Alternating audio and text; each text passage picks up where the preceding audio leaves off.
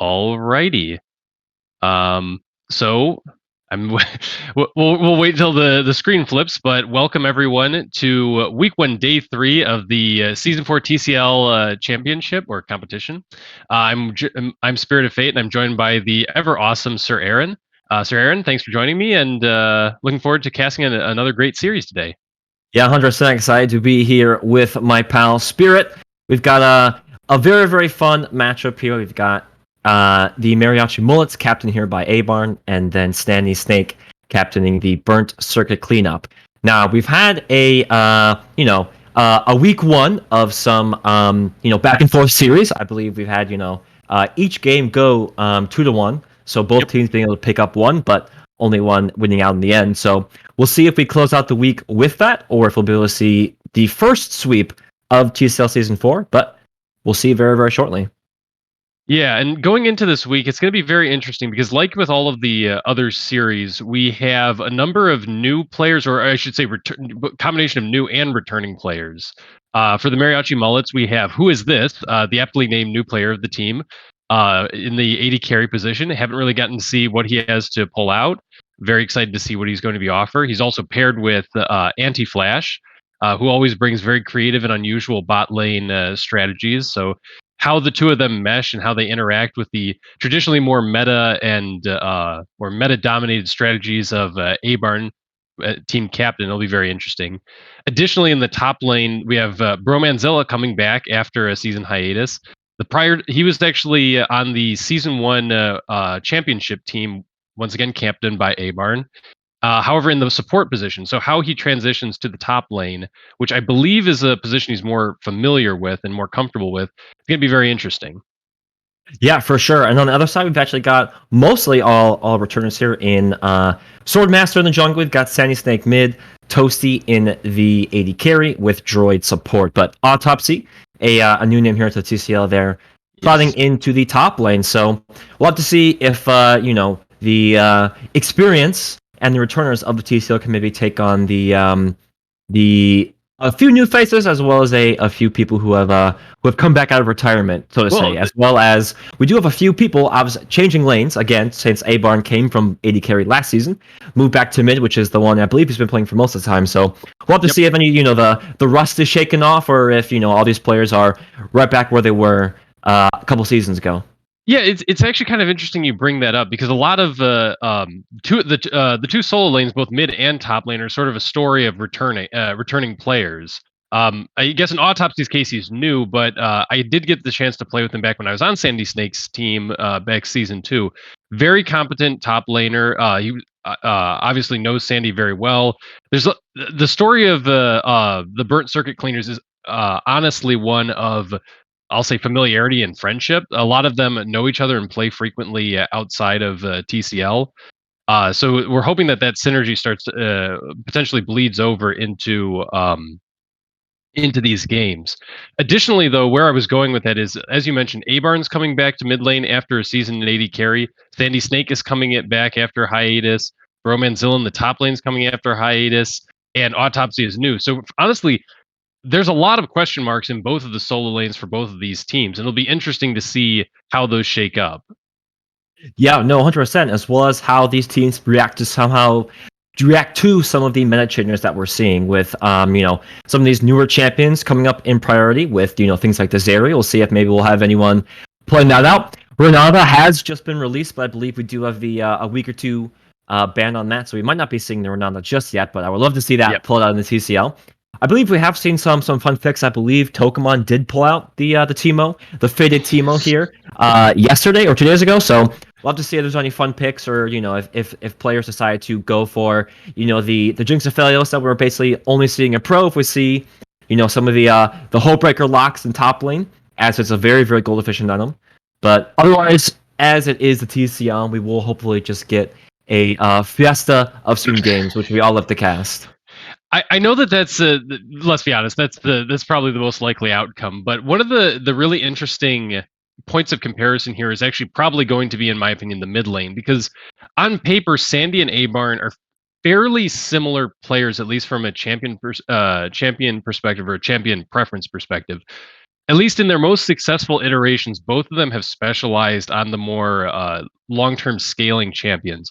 Abarn traditionally season one was very big on Azir, very big on Rise, very big on Corki.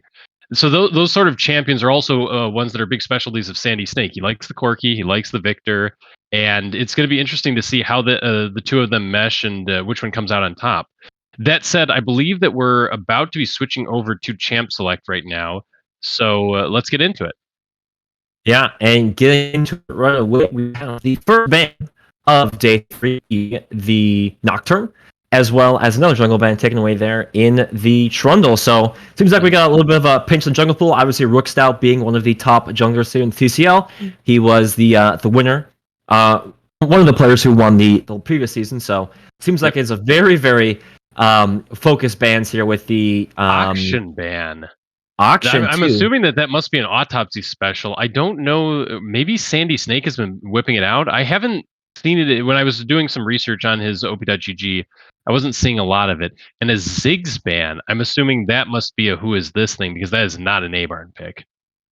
Yeah, Zig's definitely not one of the most popular picks, definitely with all of the movement and with all of the just dive of a lot of these champions, but Action's a fun one. Would have loved to see that. Zeri is still on the board. Maybe we'll see that locked in, but we do have the Jarvan Hover. I believe that is a commonality here of Rook Stout outside of picking the I mean, yeah, unless I rep anti-flash / IREP is planning some sort of shenanigans in the bot lane.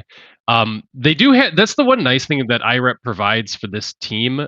He has such a wide and unorthodox or eclectic champion pool that it allows for a lot of really wonky flexes that no other player can really pull off. I would also be very surprised if Zach doesn't get picked up by burnt circuit cleanup. That's always been a very traditional sword master one, not quite a one trick, but very preferred pick. It gives him a lot of engage options. Yeah, and definitely, just a fine champion. There we go. Zeri is locked in. So My League goodness. of Movement Speed coming through. That'll be exciting to see there in Toasty's hands. But you're definitely right. Jarvan actually is a half decent support if you definitely know how to use him. Very nice to lock up some champions, but Zeri maybe not the best champion to be locked up with all of the jumps around the map. But we'll have to see how the side of the Mariachi Mullets do decide to respond. We might see a AD carry locked in here. We'll actually the Misfortune locked in there for who is this, and we'll have to presumably, see. Yeah. Yeah, presumably. You never know. Unless that's also an IREP pick. Let's be honest. Yeah. Misfortune can also go support. I trust none of these picks to go where I expect them to go until I see a little bit more from this Mariachi Mullet draft. Yeah, we'll have to see. Most likely, though, it will be going there in the AD carry position. Just, very, very standard AD carry. You'll see, most players pick up eventually. But Ornn there, locked for the top lane. Just, a solid pick, standard pick, you might say, in the TCL. Very, very, good. Ultimate can easily come through and get all that CC. So it's a pretty good dive and lockup comp here so far for the Mariachi Mullets. Yeah, so I'm curious who they're going to pick for their third. Okay, interesting. So if they're taking the Shen, I'm like that's going to be for autopsy unless Swordmaster has picked up a unusual jungle pool since I've last seen him play. Shen versus Ornn in the top lane. We're kind of back to League of Tanks. I gotta say, without in the absence of Bloodbath and Beyond in the top lane and Lyle Waltz and and Tranimal, some of the more aggressive top laners, we have really seen a shift back towards the more traditional tank fare, with I guess the exception of the Teemo from Pokemon Panda yesterday. But yeah, so it's looking like both teams are playing this pretty close to the chest. I do see that on the Mariachi Mullet side, this is a pretty. I don't want to say a very, very Abarn comp, but very much focused around the Wombo, Misfortune, just press R, Ornn, press R, Jarvan, EQ, press R. This is a very easy to execute comp with a very clear and direct win condition. Thresh, Zeri, and Shen. I want to see a little bit more. The Shen, I think, just will help prevent a little bit of risk from Rook Stout's engages around the map. It's a very safe and reliable top laner.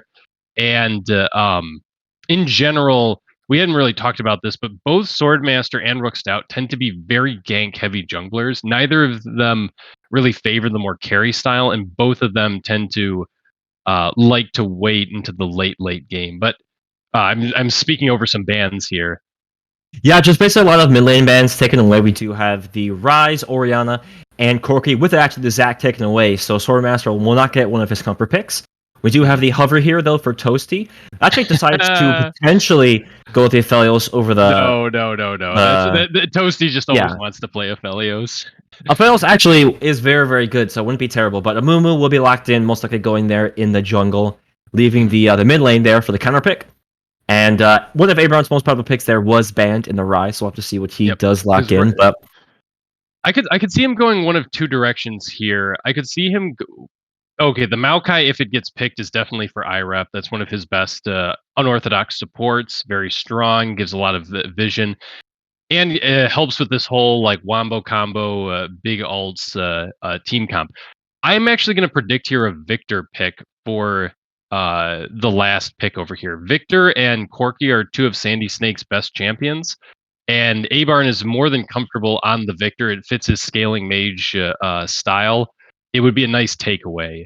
We'll see, though, if that's what he goes for. Yeah, going down to the wire here for the locks, and actually, you were correct. It is the Victor. I'm a wizard there for Airborne.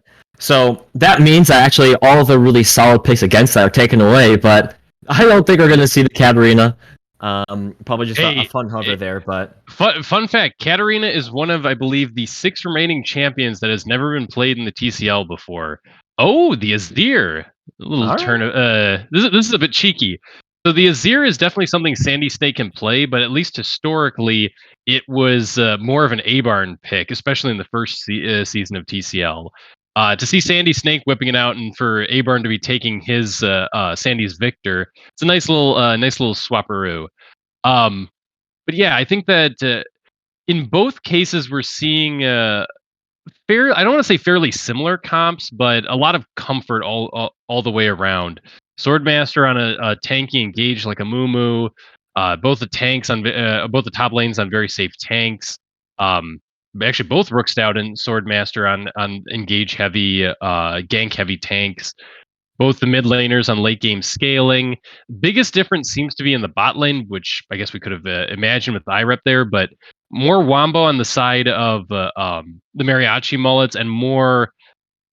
I'm not even sure what to call. I guess mobility on the side of the burnt circuit connectors, with the Thresh Lantern and the Zeri jumps to provide her a bit more safety.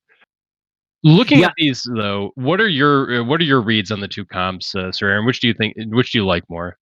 Well, I think I definitely have to agree with that. The simplicity there for the Mariachi Mullets, I think just, is very, very good, right? You've got all the follow-up there. Jarvan will ult in. You can have the MF ult over the top, or can ult over the top as well, even, again, with the Victor ultimate, and then also the Maokai ultimate. Literally, all of them work together in some way to basically just lock you up and then 100-0 you in, like, 5 seconds. So, very, very solid. You could just engage comp, which is, just good front to back. You can't go wrong. On the other side, though, I do like the champions a little bit more. I think they're more fun. Shen to Ornn is a winning matchup. Obviously, with the TP changes, Shen's ultimate is now much more valuable, being able to affect the map. Amumu obviously has a great ultimate for that CC. Azir can obviously jump in to knock people back as well. Zera is just going to be perma, zooming around the map and doing decent damage depending on how much items she has. So I feel like you said it's kind of similar with the way that they go. It just is a little bit easier for the Mariachi Mullets to execute.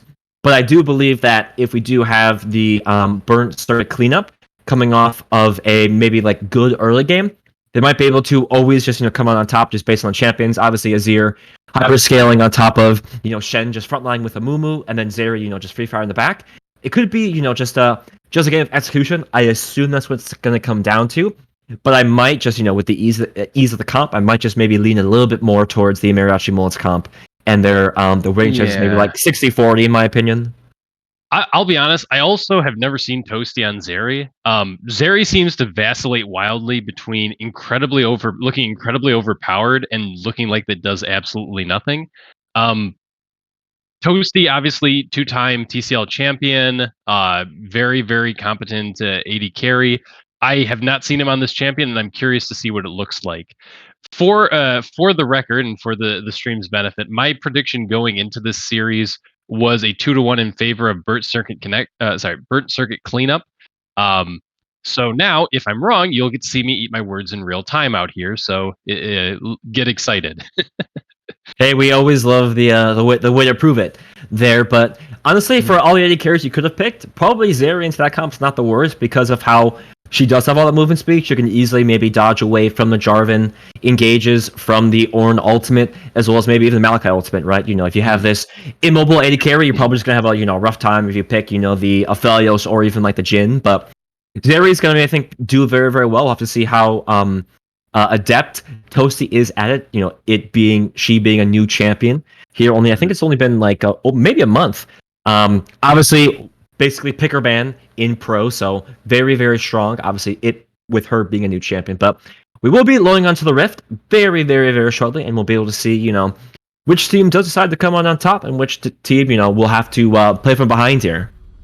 Yep, and as we say that, we are now loading into the Rift. Let's see how this matches up. Do you expect any sort of invade on either of these teams? My guess would be no. I think both of these teams are traditional enough to go for just a 5-point. We are seeing a